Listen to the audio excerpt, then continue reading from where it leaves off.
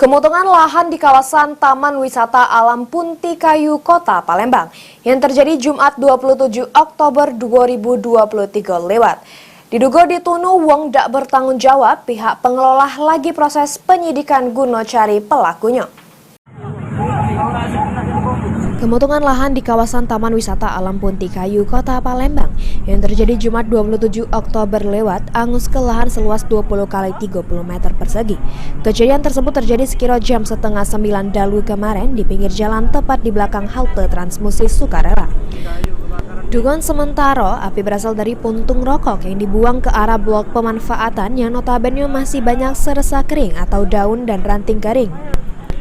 Kepala Resor Taman Wisata Alam Punti Kayu, Anjas Tuberlani, ngungkap kalau indikasi ada wong yang buang puntung rokok, nando ke ada wong yang masuk kawasan ini. Anjas nambah ini masih proses penyidikan.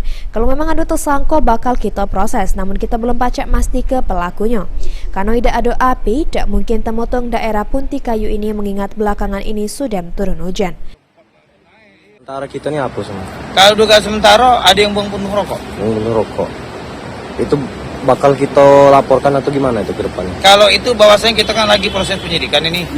Kalau memang ada tersangkanya ya kita proses. Kan gitu kan. Nah, jadi kita belum bisa memastikan siapa yang bakar ini. Seperti itu, karena kalau nggak ada api nggak mungkin terbakar Punti Kayu ini kan. Mengingat beberapa hari ini kan sudah turun hujan ya? Iya, gitu. Sementara pihak pengelola bakal memperbaiki pagar pembatas supaya tidak sembarangan wong bisa masuk.